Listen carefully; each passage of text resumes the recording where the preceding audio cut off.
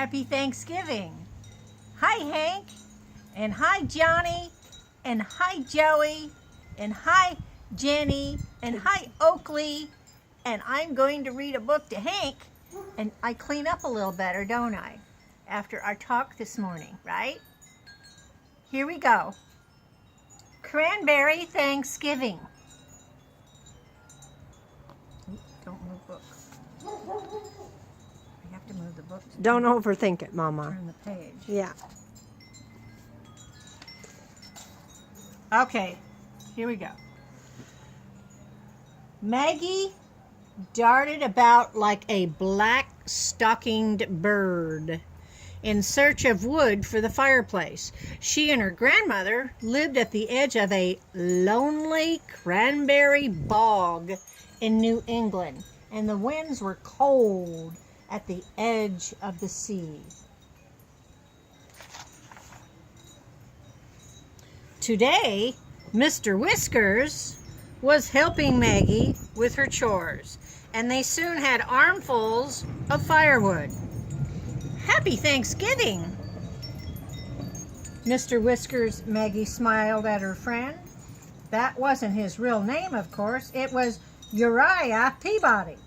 But Maggie had called him Mr. Whiskers ever since she could remember. She was very fond of him. Her grandmother was not very fond of him. Too many whiskers, she said, and not enough soap. He must be stinky. Mr. Whiskers, indeed, sniffed Grandmother, peeking from her kitchen window. She pulled the curtains tight. Whenever Grandmother baked her cranberry bread, she pulled her curtains tight. It was the most famous recipe for miles around. It was so famous the bakers all over the country had offered great sums of money for that recipe. Although Grandmother scoffed at the whole idea, still she felt it was something wonderful to leave to Maggie. She carefully hid the recipe behind a brick in the fireplace. Oh, a lot of people would like to get that recipe, she fumed to herself, especially Maggie's clam-digging friend, Mr. Whiskers. Strange how he always showed up when she took down the great yellow bowl and all the good things that went into it for the recipe. Scat, Scoot, get out of here! She would call out the window every time he came too close to the house, but forgot all that today. Let's forget that today. It was Thanksgiving Day, her favorite day of the year. The cranberries had been picked, boxed, and sent to the market. The dried corn had been soaked and the corn pudding made. The turkey was roasting in the old iron oven. Turnips, tiny green peas, and a pumpkin pie were ready to go. The cranberry bread was cooling on the wooden board. The real work was done, and the feast was almost ready. Every year, Grandma invited a guest for dinner and allowed Maggie to do the same. Ask someone poor or lonely, she said. It never mattered to Maggie or her grandmother that the red carpet was worn and mended, or that the silver spoons didn't match. Friendship and sharing were important. Everyone knew that. Red-cheeked Maggie raced into the house. While she changed, Grandma excitedly told her whom she had invited. Mr. Horace was his name, and he was staying at the town hotel. He actually bows, and he has a gold cane. He actually bows. He actually bows, and he has a gold cane and smells of lavender, said Grandma happily. And he's all alone. Maggie looked a little uncertain. My guest doesn't smell of lavender, she began, and he hasn't had a Thanksgiving dinner in 20 years. I invited Mr. Whiskers. Mr. Whiskers, Grandma didn't appear to believe she had heard that right. You mean here? In my house? But now there was a sound at the door and a loud clanging of the knocker. Quick, Grandmother, take off your apron. Grandma opened the door, and there they were, both guessed. Mr. Horace, pink-cheeked and starched, and Mr. Whiskers in his old captain's hat. As they came in, trailing behind was the smell of lavender and an aroma of clams and seaweed.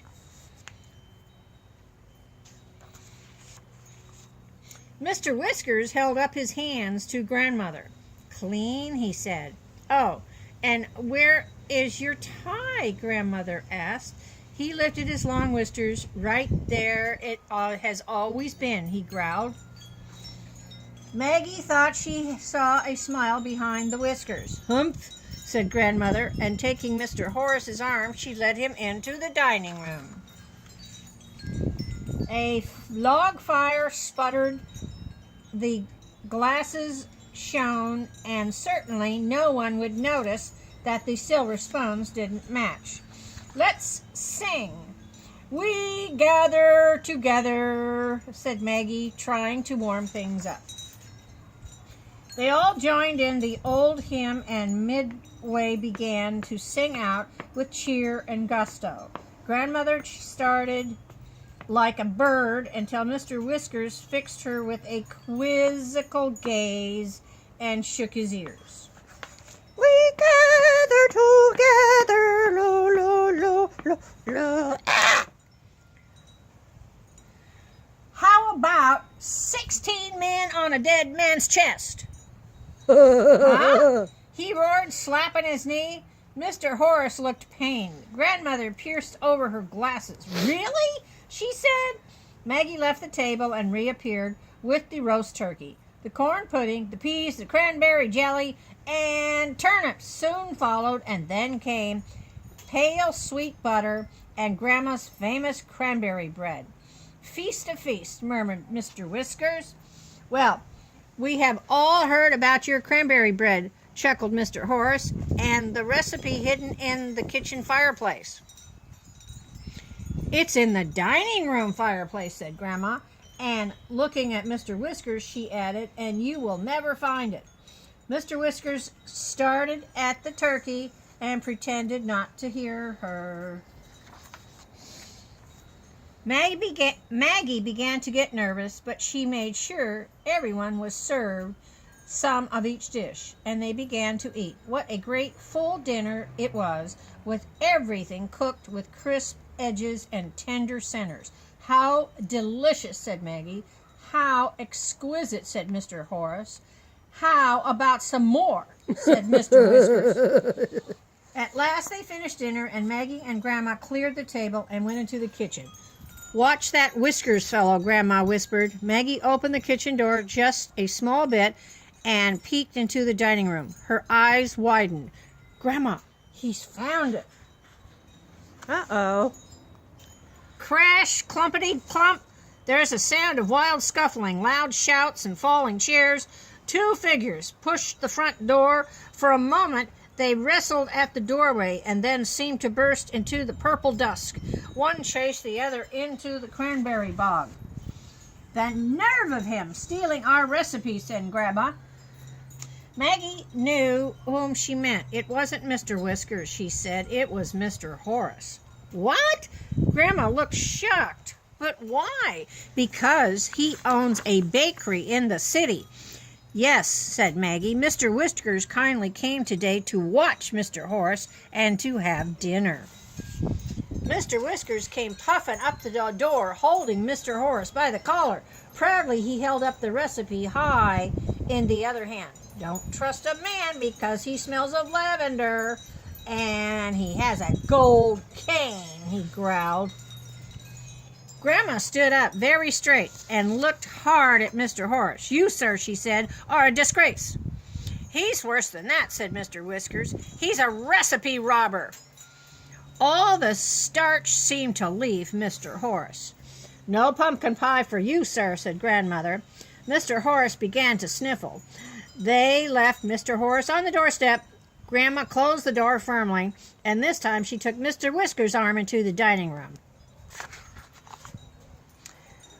They sat by the warm embers of the fire and ate pumpkin pie with whipped cream. How Yum. delicious! How delightful, said Grandma. How about another piece, said Mr. Whiskers. The wind blew and rattled the shutters, and outside the door came a loud wail from Mr. Horace. Goodness, is he still there, said Maggie. Shall we let him in? It is Thanksgiving. It's especially Thanksgiving on a cranberry farm, Maggie replied. They looked at Mr. Whiskers. It took great effort on Mr. Whiskers' part, but with true character he stood up and said, Okay, open the door, and we shall give him the last piece. How about 16 men on a dead man's chest? Grandmother asked him while Maggie went to the door, and even his whiskers couldn't hide that smile. He looks like Santa Claus. Happy Thanksgiving! I love all of you. I love Hank. Bye-bye. Have a great day.